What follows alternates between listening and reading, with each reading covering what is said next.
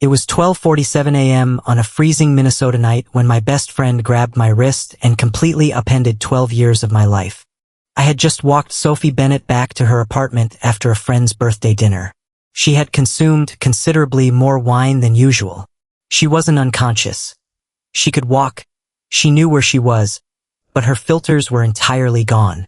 I had done my usual routine, poured her a glass of water, plugged her phone into its charger, and set a small trash bin beside her nightstand just in case.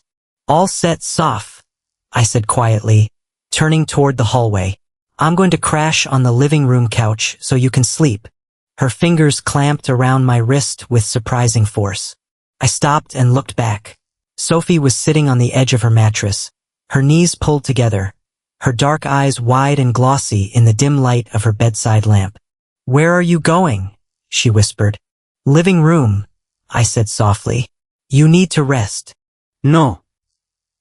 "Soph. Stay." "I am staying," I explained gently. "I'll be right out on the sofa." She shook her head, her grip on my wrist tightening. "Not the apartment, Ryan." Before I could process what she was doing, she tugged my arm downward. I lost my balance, my knee hitting the edge of the mattress as I sat down hard beside her. She didn't let go of my hand. She leaned closer, resting her forehead against my shoulder, her breath warm against my neck. She looked mired in exhaustion, carried by something far heavier than alcohol. "You're not leaving," she whispered into my shirt. I tried to deploy my usual defense mechanism, a fast, light-hearted joke. "That sounds vaguely threatening, Bennett." Sophie didn't laugh. She didn't even smile. "I mean it," she murmured, her voice cracking slightly. "Everyone leaves eventually, just not you. Promise me." I sat frozen on the edge of that bed, my heart hammering against my ribs. For 12 years, I had trained myself to turn every intense moment between us into a sarcastic punchline. But sitting there in the quiet dark, listening to her ragged breathing, I realized she had just spoken out loud the one thing I was most afraid to hear, that my presence in her life meant far more than just a friendship. I didn't lie down beside her. I didn't take advantage of the dark or her lowered defenses. I reached out with my free hand, pulled a wooden chair right up to the edge of the mattress, and sat down. "I'm staying right here until you fall asleep," I promised softly. "I'm not going anywhere." So let me ask you a question. If the person you have spent 5 years silently loving pulls you down in the dark and begs you not to leave, would you tell her the truth when the sun comes up, or would you keep lying to protect the only safe place you have left? My name is Ryan Cole. I am 30 years old, and I work as a field audio producer and sound editor for documentary films in Minneapolis, Minnesota. My job is built around listening. I capture ambient soundscapes, clean up noisy tracks, and isolate tiny, hidden frequencies that most people miss. I know how to listen to the subtle shifts in a room. Yet for years, I pretended I couldn't hear the shift in tone whenever Sophie Bennett spoke my name. Sophie and I met 12 years ago during our freshman orientation at the University of Minnesota. I found her in the student center, aggressively arguing with a vending machine that had swallowed her dollar bill and refused to release a bag of pretzels. I walked up, evaluated the machine, and gave it a precise, swift kick to the lower side panel. The pretzels dropped instantly. Sophie looked at the snack, then looked up at me with her sharp hazel eyes. "Is that your entire skill set?" "No," he replied smoothly. "I am also remarkably disappointing in group projects." She let out a bright, melodic laugh that echoed down the quiet hallway. We ate those pretzels on the steps outside, and by the end of the hour we were best friends. Over the next 12 years, we navigated everything together. We survived college graduations, awful first apartments, terrible entry-level jobs, heartbreak, moving days, and the loss of family members. We developed a rhythm that was so seamless, people constantly assumed we were a couple. Whenever mutual acquaintances asked the inevitable question, "Why aren't you two dating?" I had a rehearsed answer ready. "Because we actually like each other," I'd say with a dismissive grin. And Sophie would always chime in right on cue. "Exactly. Why ruin a perfectly good friendship?" We both laughed, and we were both lying. Underneath my jokes lay a deep, unyielding scar. When I was 8 years old, my mother walked out on my father and me to pursue a life she felt she had missed out on. My father was a good man, but he shut down emotionally after that, retreating into quiet silence. I grew up believing a simple, dangerous lesson. The people you love most are the ones who have the power to destroy your world. Because of that past trauma, I created a personal rule early in adulthood. Never gamble the friendship you can't afford to lose. Sophie was my safe harbor. I couldn't risk losing her to a failed romance. Yet my heart had betrayed my rule 5 years ago. Sophie had been sick with a high fever while trying to finish a massive children's book editing project. I brought over chicken soup, wrapped her in a blanket, and sat on her couch editing audio while she worked. Around midnight, she fell asleep right beside me, her head resting on my hip. I had looked down at her soft face in the dim room light and thought, I could do this for the rest of my life. The thought had terrified me so much that I immediately erected an emotional fortress wall. Sophie carried her own hidden scars. Her father was a corporate consultant who loved his family dearly but was absent for most of her childhood. Her life was filled with promises of next weekend, or when work calms down. 2 years ago, her 3-year relationship with an ambitious architect ended when he told her, I love you, Sophie. I just don't know where you fit into what I'm building. That sentence broke something inside her. Sophie was terrified of being someone people enjoyed in small doses, but never included in their actual future. For 3 years, Sophie had harbored quiet feelings for me. But every time she dropped a subtle hint, I hid behind sarcastic banter, referring to her as my oldest friend.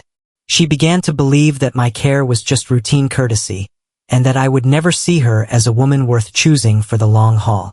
Sophie fell asleep about 20 minutes after pulling me down, but her fingers didn't release their grip on my hand for almost an hour. I sat in that wooden chair beside her bed, listening to the steady rhythm of her breathing. When her grip finally loosened around 2 a.m., I gently slipped my hand free, pulled her duvet up over her shoulders, and tiptoed out to the living room. I spent the remainder of the night lying on her small velvet couch, staring at the ceiling and trying to convince myself that her words were just the alcohol talking. At 6:20 a.m., the smell of brewing coffee drifted into the living room. I opened my eyes and saw Sophie standing near the kitchen island in an oversized gray sweater and sweatpants. She looked slightly pale, clutching a mug of dark coffee with both hands. I sat up on the couch, stretching my neck. Morning, Bennett. Sophie froze, turning her head toward me. You actually stayed. You issued a direct order, I said, offering a small, tired smile. I was terrified you'd court-martial me if I left. She took a slow sip of her coffee, her hazel eyes scanning my face with intense scrutiny. How much of last night do you remember? All of it, I answered plainly. She winced slightly, taking a step closer to the living room edge. Did I embarrass myself? I had a choice right then. I could have given her an easy exit. I could have made a joke about her terrible tolerance for red wine and swept the entire night under the rug. But looking at her guarded, vulnerable expression, I couldn't bring myself to lie.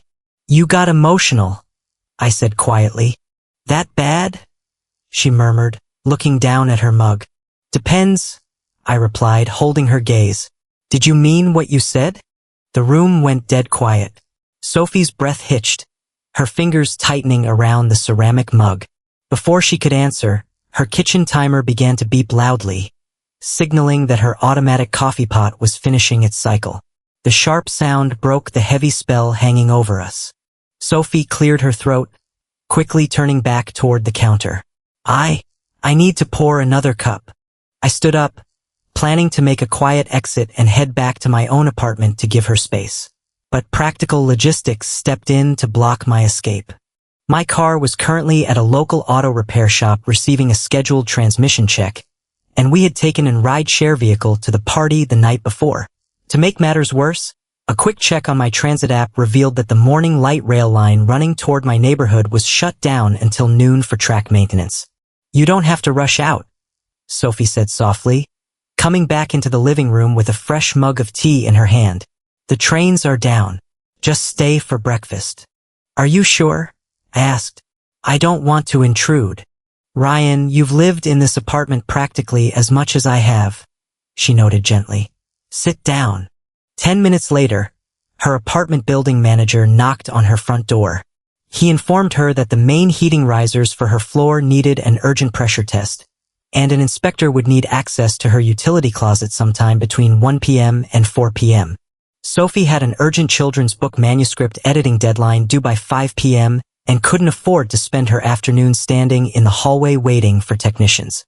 I'll stay and handle the inspector, I offered immediately. You focus on your manuscript. Sophie looked at me, a soft, searching expression softening her face. You don't have to do that, Ryan. Q1 delivery for a book project is sacred, I said with a slight grin. Besides, I have my laptop. I can edit documentary sound files from your dining table. And just like that, an hour-long stay stretched into an entire day of forced proximity. While she worked in her home office, I set up my audio workspace at her dining table.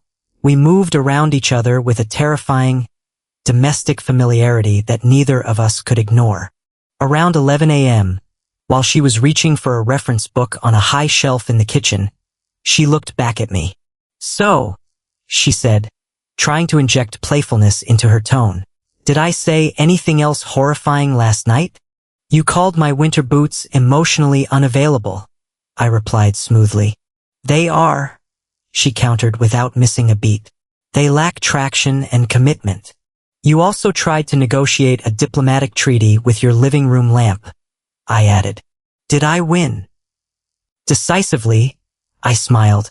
Sophie chuckled, but then her face softened, her eyes dropping to the wooden floorboards. Anything else? I looked at her across the kitchen island, dropping all traces of sarcasm. Maybe, sophomore. Maybe you did. By 1 p.m., the atmosphere inside the apartment had shifted into a delicate, tactical game of emotional chicken. We ate a simple lunch of scrambled eggs and toast at the small kitchen table. Sophie was sitting across from me, idly stirring her tea with a small metal spoon. You're being weird, Ryan, she noted casually. You're hungover, I pointed out. Those two things are not mutually exclusive, she countered, leaning her chin on her hand. I set my fork down and looked directly into her eyes. Do you actually remember pulling me onto the bed last night, Soph? Sophie's hand froze for a split second over her mug. She took a slow breath before setting the spoon down. Parts of it. Which parts? I pressed gently. The parts that are conveniently classified, she answered, offering a small, evasive smirk. That doesn't sound suspicious at all, I noted. Subtext crackled through the quiet room. I wanted her to remember, and she remembered far more than she was willing to admit. Sophie set her mug down and leaned forward, her hazel eyes locking onto mine with uncompromising intensity. Did I ask you to stay beside me? Yes, I replied. And you stayed? Yes. Why? Because you were drunk? I said, retreating behind my logical defense wall. And because I wasn't going to leave you alone when you were upset. Sophie didn't blink. She looked at me with a quiet, devastating clarity. That is why you made sure I was safe, Ryan. That is not why you sat in a chair holding my hand for an hour until I fell asleep. The direct hit caught me completely off guard. I stared at her, my throat suddenly dry. You wouldn't let go of my wrist, I offered weakly. Did you try very hard to pull away? She asked softly. I went silent. I couldn't lie to her when she was looking at me like that. Thought so, she whispered gently, turning her attention back to her tea. At 2:30 p.m., while we were waiting for the heating technician to finish inspecting her hallway valves, Sophie leaned against the dining table beside my laptop. If I ever moved to another city for work, she asked casually, how long would it take for you to replace me as your best friend? Depends, I replied, keeping my eyes fixed on my audio editing waveforms. Can the replacement assemble IKEA furniture without crying? Deflection, she noted smoothly. A valid hiring criterion, I defended.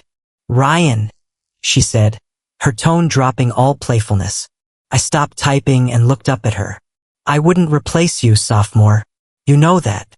Everyone says that, she murmured, staring out the window at the snow falling over the city. Right up until distance makes staying in touch inconvenient. Her words carried the heavy weight of her past hurts. Her absent father. Her ex-boyfriend who couldn't find a place for her in his future. I realized then that her fear wasn't about distance. Her fear was about being easily forgotten. You'd call me 4 times a day anyway, I cracked softly, trying to lift the heavy mood. 6 times, she corrected, a tiny smile touching her lips. 7, I countered. And you'd answer every single call, she whispered. Probably, I admitted. We looked at each other in the quiet afternoon light. The unspoken truth hovered between us. Distance had never been what scared me. What scared me was giving a name to what we already were. Around 4 p.m., while clearing out a storage closet to give the heating technician access to the main pipes, Sophie pulled out an old cardboard box filled with college photographs. She sat down on the living room rug, flipping through the glossy prints. Look at this one, she said, holding up a photograph from her 25th birthday party. In the photo, a dozen of our friends were smiling at the camera around a birthday cake. But I wasn't looking at the camera.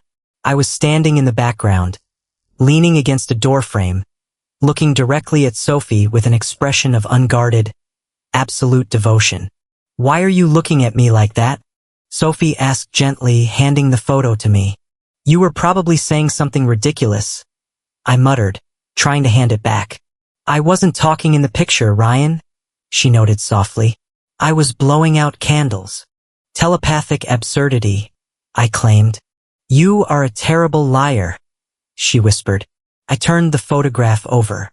On the back, in my own neat handwriting from 5 years ago, I had written Soph's 25th, the best night. Sophie saw the writing.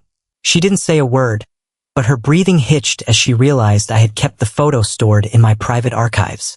By 5:30 p.m., the technicians had finished their work and departed.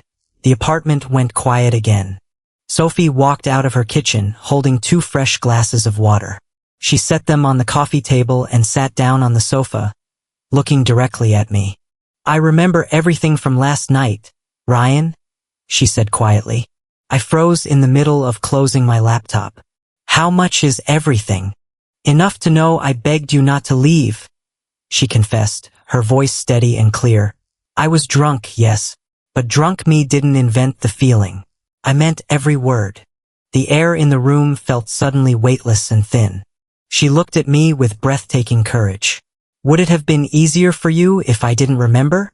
The question sliced straight through my defenses. I couldn't answer immediately. Of course it would have been easier, she whispered, answering for me. Because then you could go back to pretend that we're just comfortable roommates who live in different apartments. I am not going to treat something you said while intoxicated as a binding emotional declaration. Sophie? I said, my voice defensive. Good, she replied firmly. Because I am completely sober now. She leaned closer across the sofa cushions. Now what's your excuse? The question slammed into my chest like a physical force. You're enjoying this? I muttered, turning my head away. A little, she admitted softly.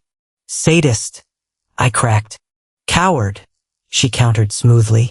I flinched. That's harsh. Is it inaccurate? She challenged, her voice trembling slightly. We've been doing this dance for years, Ryan. You remember every detail of my life. You look at every man I date like he's committing a crime just by holding my hand. You stay up all night holding my hand when I'm sad. And then you hide behind jokes the second the sun comes up. Because our friendship matters. I yelled back, my composure finally shattering completely.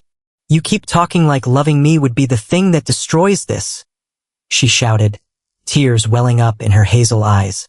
Have you ever considered that pretending you don't might be what actually ruins it?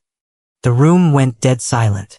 I stared at her, completely stripped of my witty defenses, realizing that my long-standing fortress wall had officially collapsed.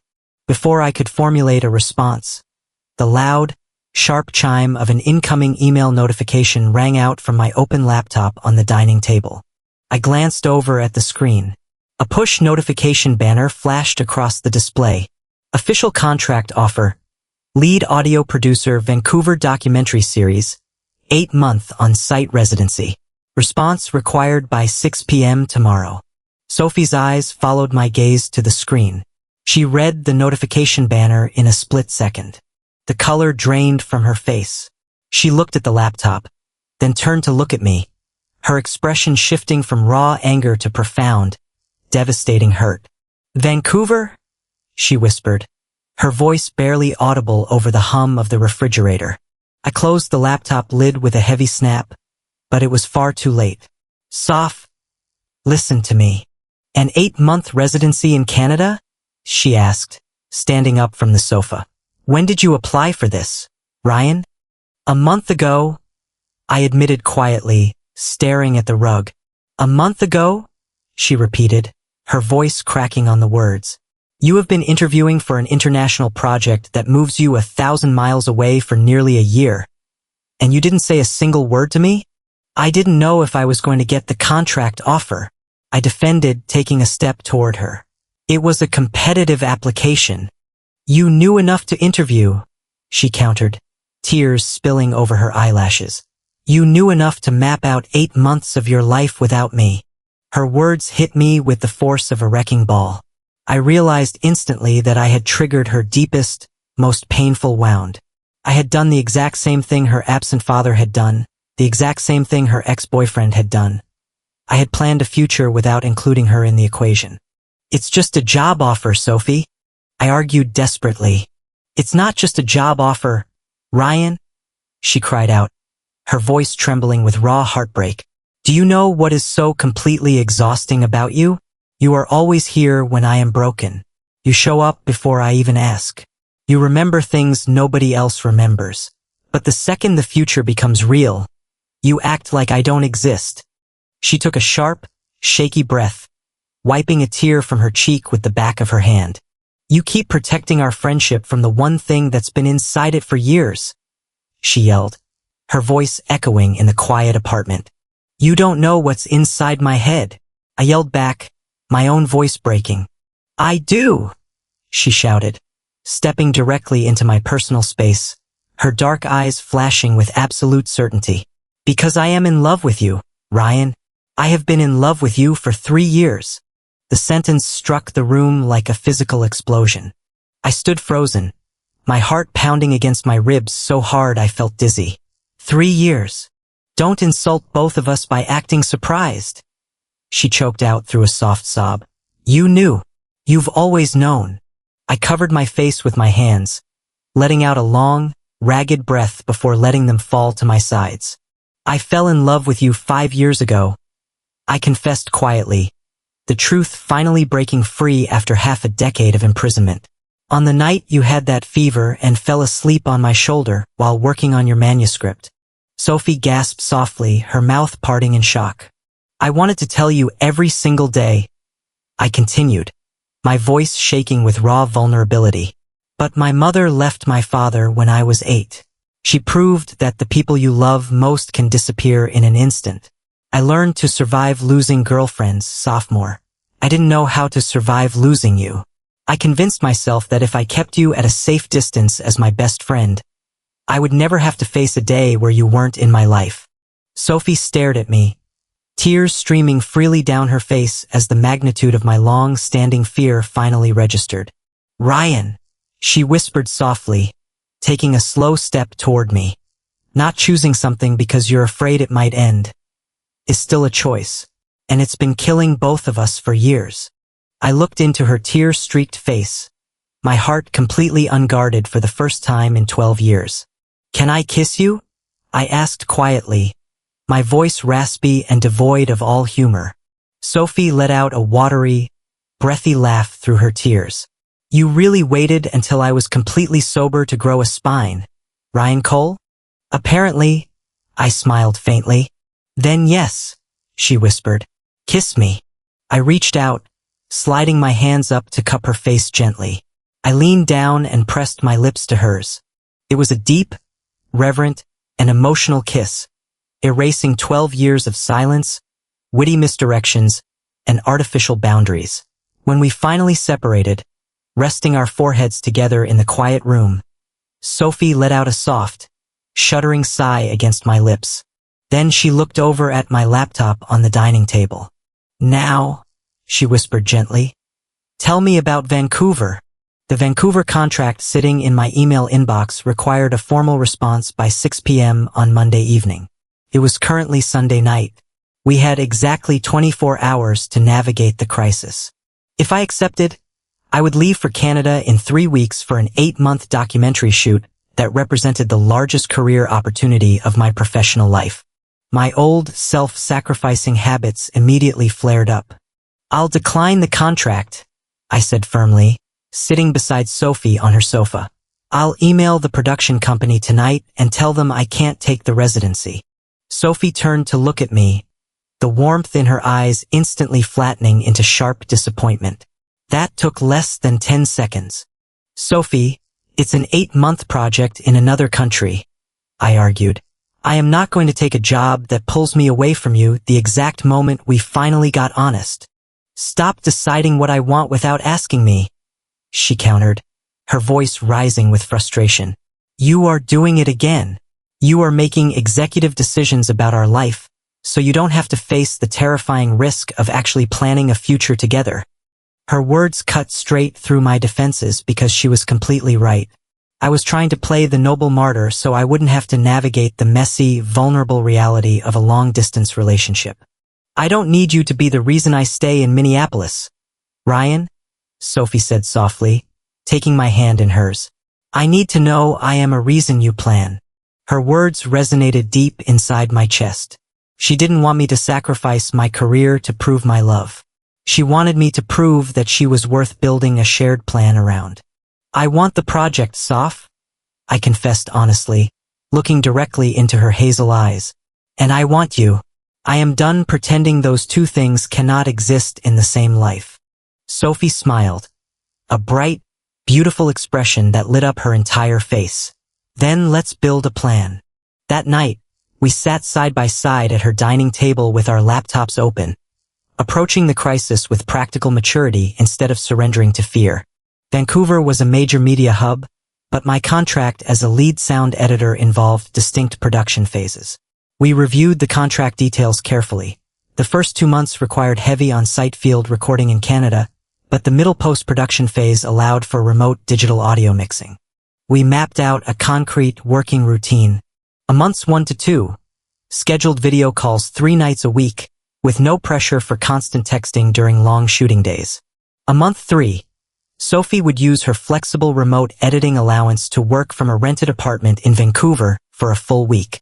A month 4, I would take my scheduled contract hiatus to return to Minneapolis for 10 days.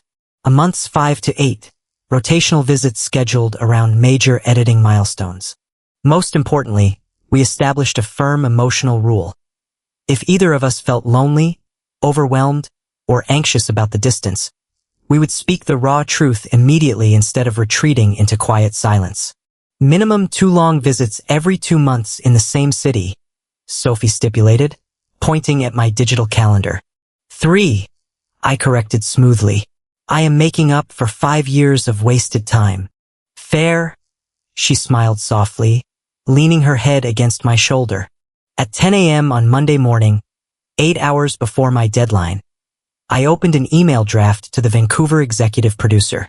Instead of instantly clicking accept, I submitted a formal request asking for contractual confirmation of remote post-production allowances and schedule flexibility for my home visits. At 2:15 p.m., the production company responded. They officially approved the remote editing blocks and confirmed my travel hiatus schedule. At 5:42 p.m., 18 minutes before my deadline, I sat beside Sophie at her kitchen island with my cursor hovering over the final contract acceptance button. "Last chance to tell me this is completely insane," I said, looking over at her. "Dating you for 12 years was insane," Sophie teased warmly, wrapping her arms around my neck. "Taking this job is just good career sense. Accept the offer, Ryan." "And us?"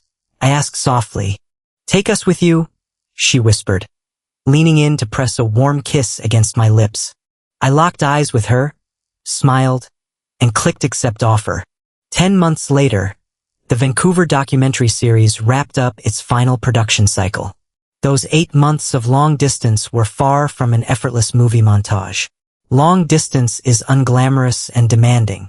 There were dropped video calls, terrible internet connections in remote shooting locations, delayed flights, and weeks when Sophie was too exhausted from book launch deadlines to do anything more than text, "I love you," before falling asleep.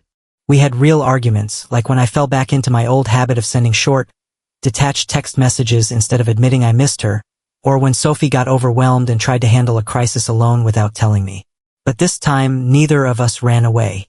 Whenever fear crept in, we picked up the phone and talked through the discomfort until the air was clear again. I flew back to Minneapolis twice, and Sophie spent 2 wonderful weeks working alongside me in Vancouver. We didn't sacrifice our ambitions for love. We built a life large enough to hold both. When my contract ended, my successful work on the series led to a senior remote audio engineering role with an international documentary house, allowing me to establish my primary editing studio right back home in Minneapolis. After nearly a year of officially dating, we decided it was time to take the ultimate step. We signed a lease on a sunlit, 2-bedroom apartment overlooking the city skyline. On our first night in the new apartment, the living room was a sea of cardboard moving boxes. I was jokingly carrying 2 extra pillows toward the spare bedroom. "I am establishing separate sleeping quarters for emotional stability," I announced with a straight face. Sophie walked out of the kitchen, crossing her arms and looking at me with that familiar, intelligent spark in her dark eyes. "Absolutely not, Ryan Cole." She walked right up to me, reached out and pulled my wrist, using the exact same grip from 10 months ago. But this time, she was completely sober, completely radiant, and smiling with absolute certainty. She pulled me down onto the edge of our new master bed. "You're not leaving." I looked down at the woman who had transformed my entire understanding of safety, love, and family. "I'm not leaving," I replied softly, dropping the pillows to the floor and wrapping my arms tightly around her waist. "But neither of us has to stay still anymore." Sophie let out a soft, beautiful laugh, resting her forehead against mine. Looking back over those 12 years, I realized that what almost cost me the love of my life wasn't the fear of losing my best friend. It was the belief that staying safe behind quiet rules was better than risking everything to build a real future. Love doesn't demand that you stand still or hide behind safe boundaries. Mature love is about choosing each other every single day, building a plan together, and knowing that no matter where life takes you, you are always building a road home to the person you love. If you realize that you were silently falling for your best friend, the person who held your whole world together, would you risk everything to speak the truth, or would you stay silent to keep things safe? Let me know your thoughts in the comments below.